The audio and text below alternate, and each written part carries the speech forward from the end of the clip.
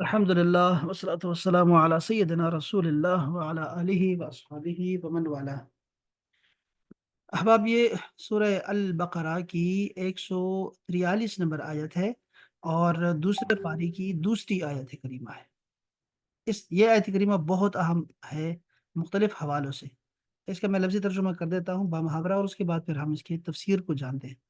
अल्लाह जल्ल शानहू इरशाद फरमाया, बिस्मिल्लाहिर रहमानिर रहीम, व कज़ालिका, और इसी तरह, जअलनाकुम उम्मतन वसतन, और हमने आपको बनाया, तुम लोगों को बनाया एक बेहतरीन उम्मत, अफजल उम्मत। वसत का मतलब होता है अफजल, बेहतर उम्मत बनाया।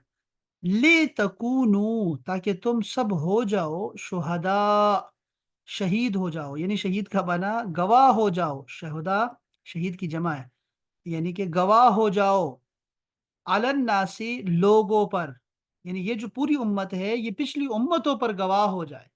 वो यकून रसूल, और ये जो रसूल पाक है सल्लल्लाहु अलैहि वसल्लम, जो रसूल है, ये क्या हो जाए, अलैकुम शहीदा, ये तुम पर गवाह हो जाए। अब हम इसके बारे में पढ़ेंगे कि क्या इसका माना क्या है। दूसरा जुमला क्या है इसका, वमा जअलनल क़िबलतल्लती कुन्त अलैहा, और हमने इस किबले को नहीं बनाया जिस पर आप पहले थे, इल्ला, यानी हमने जिसको फेरा है, हमने इसको, ये जो आप पहले आप जिस कबीले पर थे उसको हमने जो मुकर्रर किया और उसको फिर आप तब्दील कर रहे हैं। क्यों किया हमने, इसमें क्या सबक था, क्या इसमें राज क्या था, हिकमत क्या थी। अल्लाह ने फरमाया इल्ला, इसलिए कि लिलना अलमा, ताकि हम पहचाने, मैं यत्तबिउर रसूल, कि कौन इस रसूल की पैरवी करता है, फॉलो करता है इनको, मिम्मन यनक़लिबु अला अक़िबैह, उस शख्स से हम उसको अलग कर दें जो फिर गया अपने एड़ियों के बल, जो अपने पैरों के बल उल्टे पांव चला गया, उससे हम उन लोगों को अलग कर दें जो रसूल के पीछे चलने वाले लोग हैं। किबले की तरफ चलने वाले लोग नहीं, किबला तो बदलता रहता है इस रसूल की वजह से। रसूल जैसे नमाज पढ़ता है वही नमाज कबूल होगी। रसूल जिसको अल्लाह बताएगा वही अल्लाह माना जाएगा, रसूल जिसको कुरान कहेगा वही कुरान माना जाएगा, बस बाकी सारी चीजें अलग हो जाएंगी उससे। रसूल ने किबला पहले बताया बैतुल मक़दिस है, सारे नमाज पढ़ रहे हैं, नमाज में खड़े हैं, लेकिन अब नमाज के दौरान ही रसूल ने मुंह फेर लिया, कुछ कहा भी नहीं, इशारा किया बस, और वो लोग जो हैं वो रसूल के पीछे ही जो है वो मुड़ गए। तो वो लोग जो उल्टे पांव चले गए, ये लोग इस तरफ जा रहे हैं, रसूल इस तरफ जा रहा है, जन्नती सुहाबा साथ में जा रहे हैं, और वो लोग जो है मुनाफिकीन हैं, वो कहते हैं अजीब बात है, एक किबला ये बनाया था, अब किबला फेर दिया इन्होंने, किस चीज ने फेर दिया इनको। तो अल्लाह पाक ने ये इम्तिहान मकसूद था कि कौन रसूल की इत्तिबा करता है। व इन कानत लकबीरतन, हालांकि ये बात जो थी बहुत भारी थी, बड़ा बहुत बड़ा इम्तिहान था ये।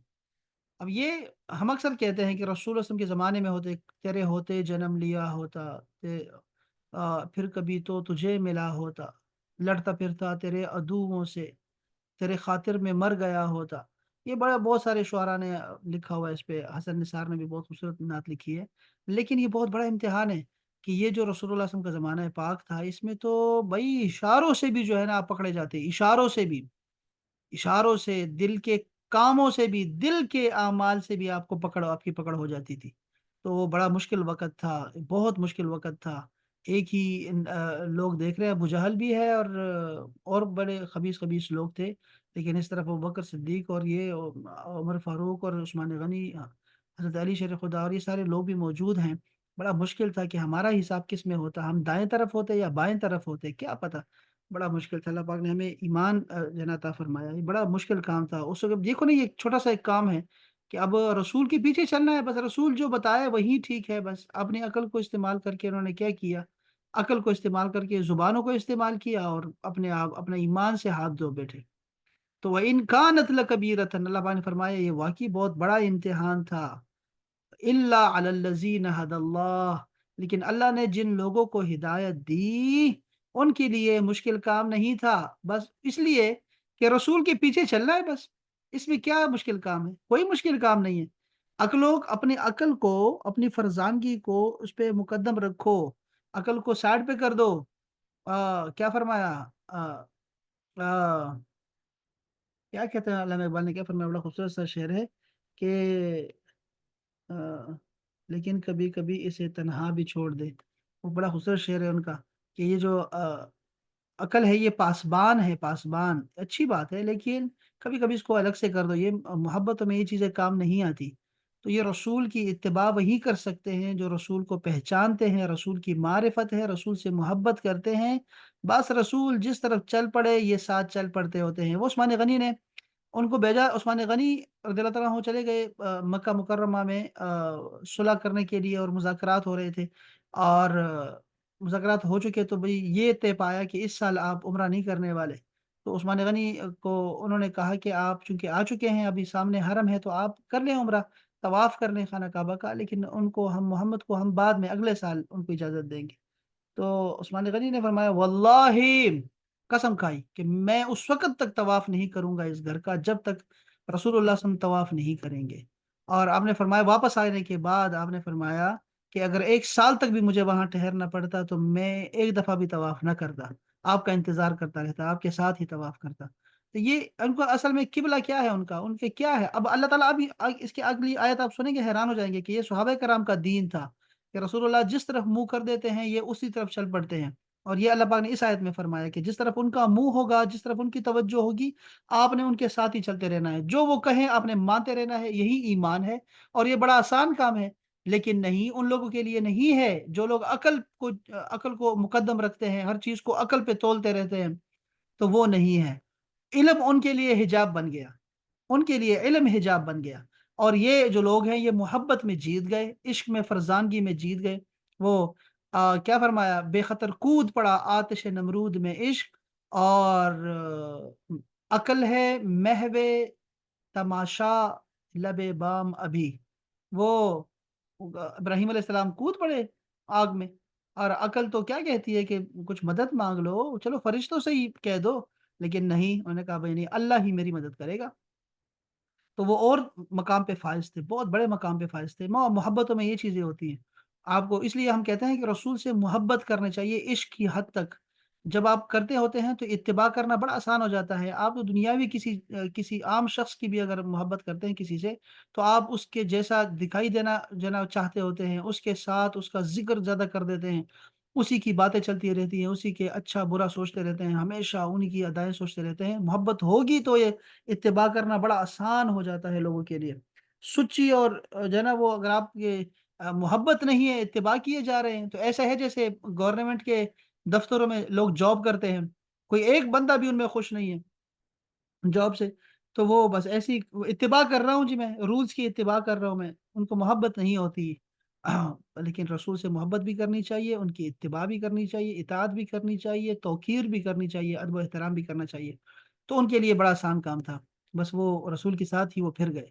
تو اچھا آگے کیا فرمایا؟ وما کان اللہ، اور نہیں ہے اللہ جل شانہ، اللہ کی شان ہی نہیں ہے یہ والی، کہ لیدویع ایمانکم، کہ وہ تمہارے ایمان کو یا تمہاری نمازوں کو ضائع کر دے۔ اللہ یہ نہیں چاہتا، کبھی بھی نہیں چاہتا، بالکل بھی نہیں، اسے امتحان تھا۔ ان اللہ بالناس لرؤوف الرحیم، اس امتحان سے لوگ یہ نہ سمجھیں کہ اتنی چھوٹی سی بات پہ لوگوں کو بے ایمان کر دیا اور وہ منافق ٹھہر گئے اور وہ لوگ اسلام سے خارج ہو گئے۔ اللہ پاک ایسا نہیں کرنا چاہتا، لیکن دین انہی کو سمجھ آئے گا جو لوگ رسول کی اتباع کریں گے، بس سچی سچی اور پیور، اور قدم پہ قدم رکھیں گے، پیروی کریں گے، فالو کریں گے، تو وہی سچے مسلمان ہوں گے۔ آگے بہت بڑے امتحان آنے والے ہیں، یہ تو نماز ہے، ابھی تو غزوہ بدر میں کودنا ہے تمہیں، ابھی تو احد میں لڑنا ہے، ابھی تو خندقیں کھودنی ہے تمہیں، ابھی تو بھوک سے روزہ بھی فرض ہونے والا ہے، زکوٰۃ فرض ہونے والی ہے، تو ابھی بڑے امتحان باقی ہیں، بہت سارے امتحان باقی ہیں۔ تو رسول کی اتباع کرنا سیکھو پہلے، کہ اتباع کیسے کرو گے۔ اس لیے میں نے الگ کر دیے وہ لوگ جو رسول کی اتباع نہیں کرنا چاہتے، وہ اپنے کعبوں کے پیچھے چلتے ہیں کہ یہ کعبہ ہے اور یہ بیت المقدس ہے، اور قبلوں کے پیچھے چل پڑتے ہیں، اور وہ عقل کو استعمال کرتے ہیں، پرانے علموں کو جو ہے نا وہ استعمال کرنا چاہتے ہیں، اور اپنی فراست کو استعمال کرنا چاہتے ہیں، رسول پہ اعتماد نہیں کرتے، کلی اعتبار نہیں کرتے۔ وہ لوگ الگ ہو جائیں، بس وہ الگ ہو جائیں، چونکہ آگے بڑی مشکل جو ہے نا مرحلے آنے والے ہیں، مشکل باتیں ہیں آگے ساری کی ساری، تو سائڈ پہ ہو جاؤ۔ اللہ پاک نے کیا فرمایا؟ وما کان اللہ لیضیع ایمانکم، اللہ نہیں چاہتا کہ تمہاری نمازوں کو قضا کر دے، بالکل بھی نہیں۔ ان اللہ بالناس لرؤوف الرحیم، بے شک اللہ جل شانہ لوگوں پر بڑا ہی مہربان اور بہت ہی رحم والا ہے۔ اب اس میں کیا کیا سیکھا ہم لوگوں نے، ذرا دیکھیے گا۔ اللہ اکبر۔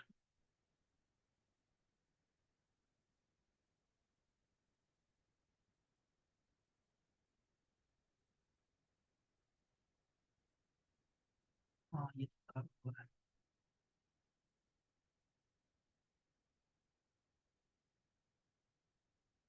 پہلا پارا۔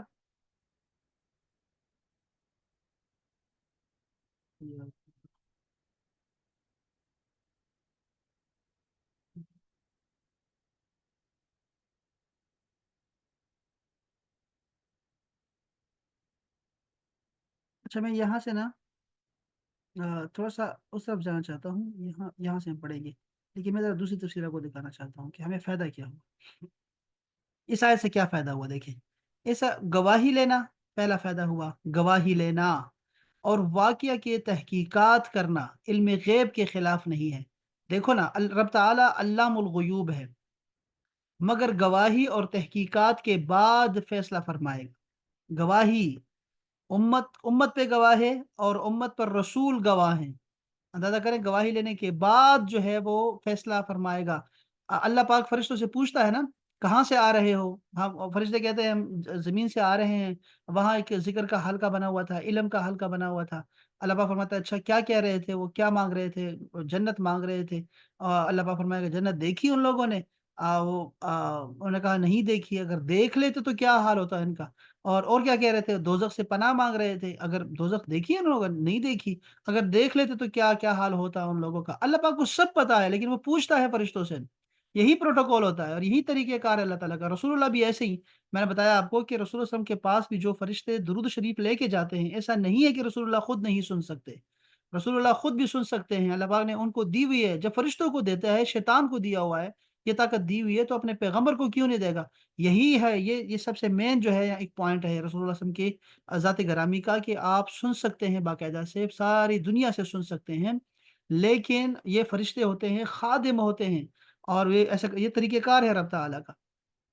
تو رسول اللہ نے سیدہ عائشہ کے ایک مسئلہ آیا تھا، اگر آپ کو یاد ہو، ان پہ تہمت لگی تھی، اس میں آپ نے جب تک واقعے کی تحقیقات نہیں کر لی نا، اور جب تک جو ہے وہ لوگوں کے سامنے لوگوں نے گواہی نہیں دے دی، اور اس کے بعد سارا پروسیس نہیں چلا، اس وقت تک آپ نے فیصلہ نہیں سنایا، آپ نے چھوڑ دیا اللہ تعالیٰ پہ، اور اللہ پاک نے خود سے جو ہے آپ کی برات وہ نازل فرمائی ہے۔ یہ دشمن کا منہ بند کرنے کے لیے ہے، ہوتا ہے ایسا کام، کوئی طرفداری کا الزام نہ لگائے۔ اچھا، دوسرا کیا فائدہ ہے؟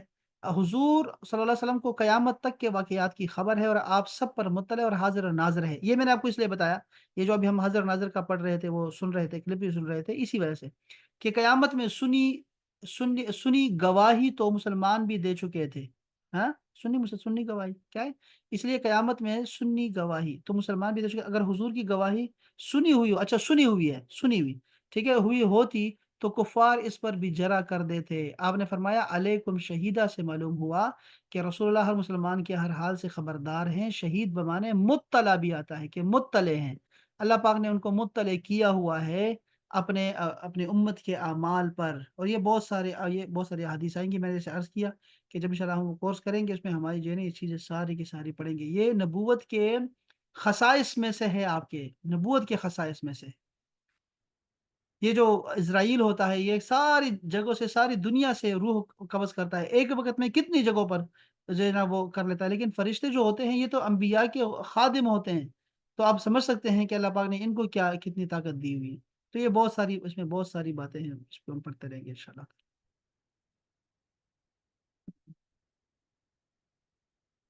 رسول اللہ صلی اللہ علیہ وسلم تمام رسولوں کے سردار ہیں، اور تمام نبیوں سے افضل ہیں اور اشرف ہیں، جب ان کی نسبت سے ان کی امت تمام امتوں سے افضل ہے، یاد رکھیے امت بھی افضل ہے۔ ان کے صحابہ تمام نبیوں کے صحابہ سے افضل ہیں، ان کے اہل بیت تمام نبیوں کے اہل بیت سے افضل ہے، ان کا شہر مکہ اور مدینہ تمام نبیوں کے شہروں سے افضل ہے، تو جن کے دم کی یہ ساری بہاریں ہیں، خود ان کی افضلیت کا کیا پوچھنا ہے۔ گواہی عملی بھی ہوتی ہے اور قولی بھی۔ رب تعالیٰ کا نبیوں کے ہاتھ پر معجزات ظاہر فرمانا رب کی عملی گواہی ہے، اور ان کی نبوت کا کتاب میں ذکر فرمانا قولی گواہی ہے۔ قیامت کے دن یہ امت انبیاء کرام کی قولی گواہی ہوگی زبان سے، مگر دنیا میں یہ امت عملی گواہی بھی ہے اور قولی بھی ہے۔ چلو یہ اس پہ ذرا میں دوبارہ واپس آتا ہوں کہ یہاں پہ ذرا ان ٹکڑوں کو، آیتوں کو ذرا کم کر کے، ذرا جملوں جملوں میں تقسیم کر کے پھر آپ کو میں ذرا اس کا معنی بتاتا ہوں۔ وَكَذَلِكَ جَعَلْنَاكُمْ أُمَّةً وَسَطًا، اسی طرح ہم نے تمہیں بہترین امت بنایا۔ اب اس کا کیا مطلب ہے؟ یعنی اے مسلمانوں، جس طرح ہم نے تمہیں ہدایت دی، خانہ کعبہ کو تمہارا قبلہ بنایا، اسی طرح ہم نے تمہیں بہترین امت بھی بنایا۔ یہ خوشخبری ہے امت کے لیے۔ اس میں حضور پر نور علیہ السلام کی امت زمانے کے لحاظ سے سب سے پیچھے ہے، آخر میں آئی ہے، لیکن مرتبے کے لحاظ سے سب سے آگے ہے اور افضل ہے۔ میں نے بتایا تھا آپ کو، حدیث پاک میں آتا ہے کہ جنت میں کوئی امت نہیں جائے گی جب تک رسول اللہ کی امت نہیں جائے گی، اور سب سے زیادہ بھی یہی لوگ ہوں گے۔ افضل کے لیے یہاں وسط کا لفظ آیا ہوا ہے، واسطن، عربی زبان میں بہترین کا معنی ہوتا ہے اس کا، وسط کا۔ دوسرے جگہ فرمایا لِتَكُونُوا شُهَدَاءَ، اس لیے بہترین امت بنایا کہ تم گواہ ہو جاؤ۔ مسلمان دنیا اور آخرت میں گواہ ہیں۔ دنیا میں تو اس طرح کہ مسلمانوں کی گواہی مومن اور کافر سب کے بارے میں شرعاً معتبر ہے، کافر کی گواہی مسلمان کے خلاف معتبر نہیں ہے۔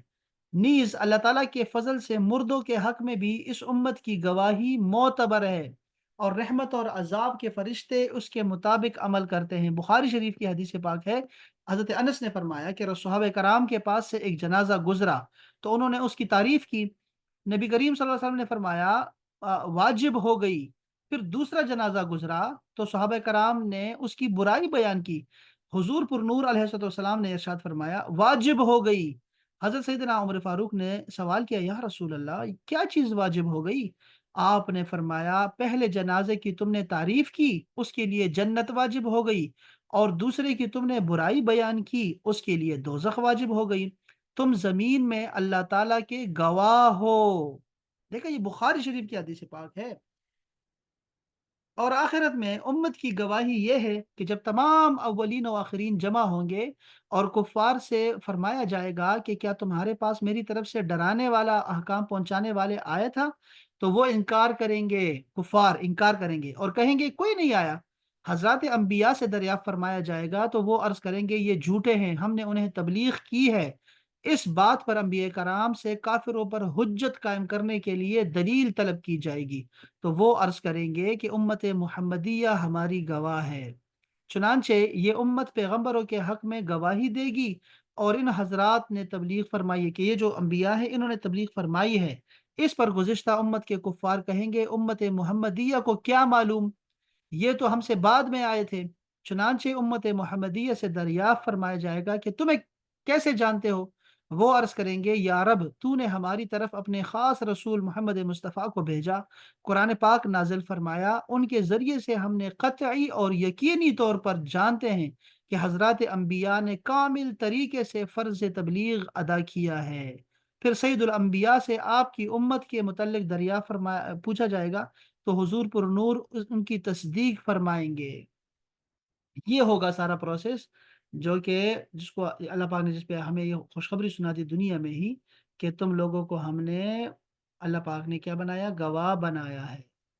اچھا، زبان کی احتیاط نہ کرنے کا نتیجہ کیا ہے؟ دیکھو، یہاں یہ بات یاد رکھیں کہ تمام گواہیاں امت کے صالحین اور اہل صدق حضرات کے ساتھ خاص ہیں، اور ان کے معتبر ہونے کے لیے زبان کی نگہداشت شرط ہے۔ جو لوگ زبان کی احتیاط نہیں کرتے اور بے جا خلاف شرع کلمات ان کی زبان سے نکلتے ہیں اور ناحق لعنت کرتے ہیں، صحیح حدیثوں کے مطابق روز قیامت نہ وہ شفاعت کریں گے اور نہ وہ گواہ بنائے جائیں گے۔ آگے فرمایا کہ یکون الرسول علیکم شہیدہ، رسول تم پر گواہ ہوں گے۔ علامہ اسماعیل حقی، یہ جو ہے نا تفسیر روح البیان والے، وہ فرماتے ہیں کہ حضور پر نور کی گواہی یہ ہے کہ آپ ہر ایک کے دینی رتبے اور اس کے دین کی حقیقت پر مطلع ہیں۔ آپ اس چیز سے واقف ہے جو کسی کا دینی رتبہ بڑھنے پر میں رکاوٹ ہے۔ آپ کو لوگوں کے گناہ معلوم ہے، آپ ان کے ایمان کی حقیقت، اعمال، نیکیاں، برائیاں، اخلاص، نفاق وغیرہ کو نور حق سے جانتے ہیں۔ شاہ عبدالعزیز محدث دہلوی اپنی تفسیر میں لکھتے ہیں، فتح العزیز ان کا نام ہے، یہ شاہ ولی اللہ کے بیٹے ہیں یہ۔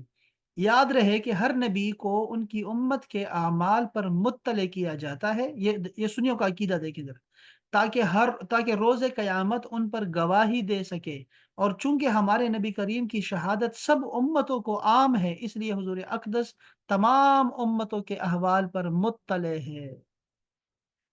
نبی کریم صلی اللہ علیہ وسلم کی گواہی قطعی اور حتمی ہے، یہ اہم بات ہے، یہ بات حقیقت ہے کہ نبی کریم صلی اللہ علیہ وسلم کی گواہی قطعی اور حتمی ہے۔ ہمارے پاس قرآن کے کلام الہی ہونے کی سب سے بڑی دلیل حضور کی گواہی ہے، اور جیسے یہ گواہی قطعی طور پر مقبول ہے، اسی طرح حضور اکرم کی گواہی دنیا میں اپنی امت کے حق میں مقبول ہے۔ لہٰذا حضور سید المرسلین نے اپنے زمانے کے حاضرین کے متعلق جو فرمایا، مثلا صحابہ کرام، ازواج مطہرات، اہل بیت کرام کے فضائل اور مناقب، یا غیر موجود لوگوں جیسے اویس کرنی، یا بعد والوں کے لیے جیسے امام مہدی وغیرہ کے لیے جو کچھ فرمایا، وہ سب تسلیم کرنا لازم ہے، سب کو تسلیم کرنا لازم ہے۔ ما ته روټه رات 3 بجې روټه راکوي تاسو دا دلته راکوي ما غوښه ما ته ټیم شته نو کار کوم اوس پته بس اوس وړه کوي وي ته هغه ته اوس لګا څنګه ته لګا څنګه ته اوس څنګه ته اوس څنګه ته زور ته اشاره اوس راوالي بس روټه روډا۔ اچھا جی، اب دیکھیں نا، یہ قرآن کو قرآن کس نے بتایا؟ ہمیں رسول اللہ نے بتایا۔ اللہ ایک ہے، کس نے بتایا؟ رسول نے بتایا۔ ہم کیوں مان رہے ہیں بھائی؟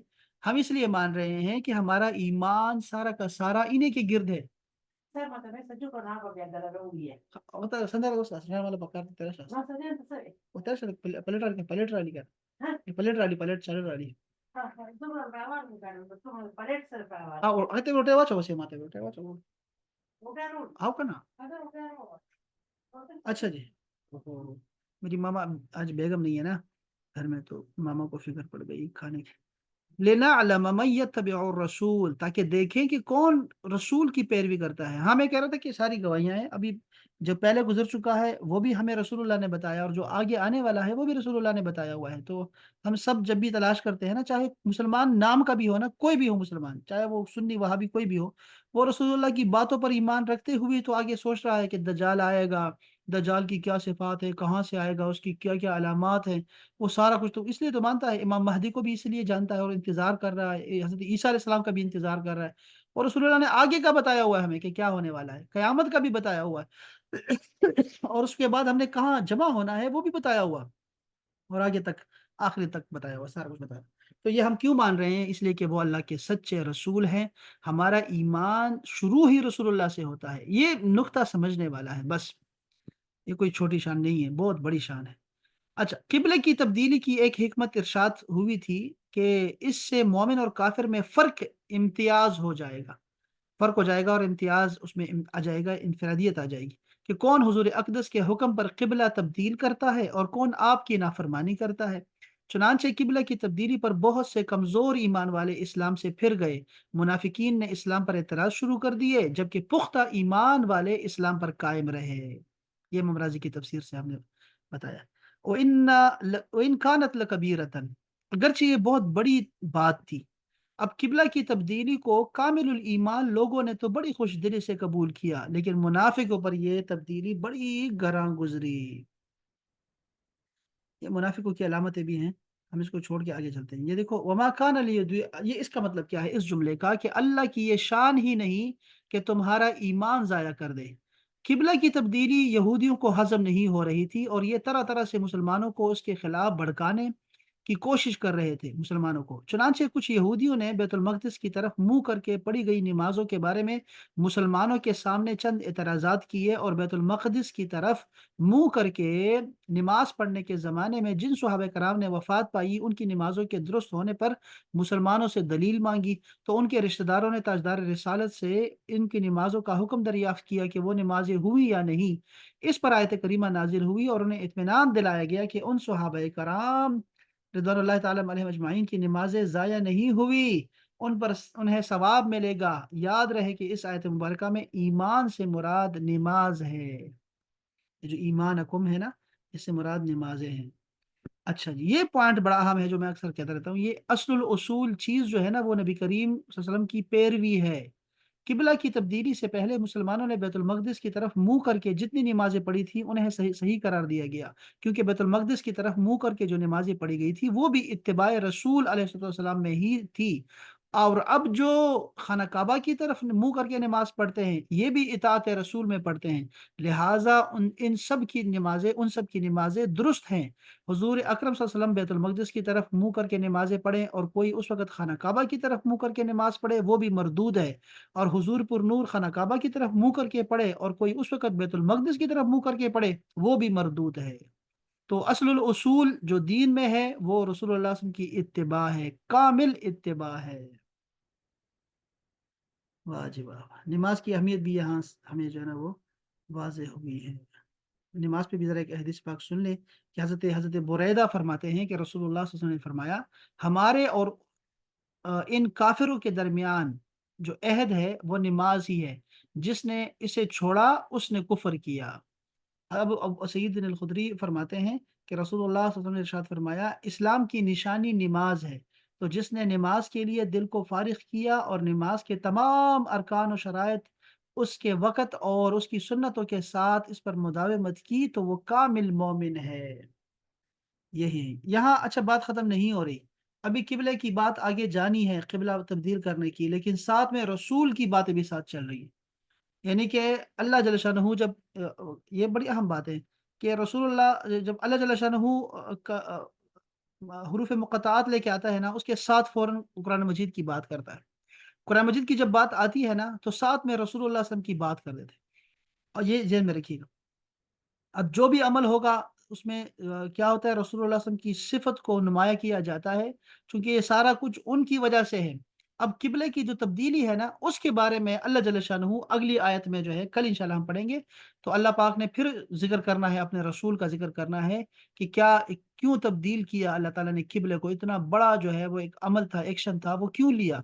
तो वो हम उसके बारे में इंशाअल्लाह फिर जानेंगे। तो आप देखेंगे कि जैसे इस आयत में अल्लाह पाक ने अपने रसूल की सिफ़ात बयान की और उसकी उम्मत की तारीफ़ की, अल्लाह पाक ने इसके बाद वाली आयत में भी यही करना है अभी। उम्मत की बात भी आएगी और रसूल की बात भी दोबारा आएगी, और आप देखेंगे कि अल्लाह जल्ल शानहू अपने हबीब से कितनी मोहब्बत करते हैं, कितनी मोहब्बत करते हैं, आपको अंदाज़ा हो जाएगा इंशाअल्लाह ताला। कल हम जो पढ़ेंगे, कल बल्कि इंशाअल्लाह हमारा एक सेशन है बड़ा अहम, इस्लाम के आइली कवानीन के बारे में। आइली कवानीन मतलब ये है कि जो हमने हुकूक और फ़राइज़ रखे हैं, ज़ौजैन के मुतल्लिक़ हो या वालिदैन और बच्चों के हवाले से हो या फैमिली मैटर्स जितने भी हैं, उसके हवाले से इंशाअल्लाह ताला कल जो है डॉक्टर शहबाज़ अली अब्बासी साहब हैं, उनका इंशाअल्लाह लेक्चर होगा, सेशन होगा, बड़ा खूबसूरत इंशाअल्लाह। आप सब ने आना है, टाइम पे आना है।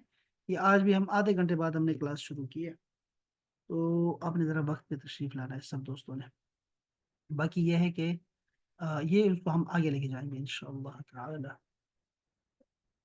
चलें, सलामत रहें, खुशबाश रहें, कल मिलते हैं इंशाअल्लाह। कोई बात अगर हो ना तो हम उसमें ग्रुप में कर दिया करें, ठीक है? ग्रुप में हम फिर उसको आगे लेके चलेंगे। अभी मेरी अगली क्लास शुरू होने वाली है।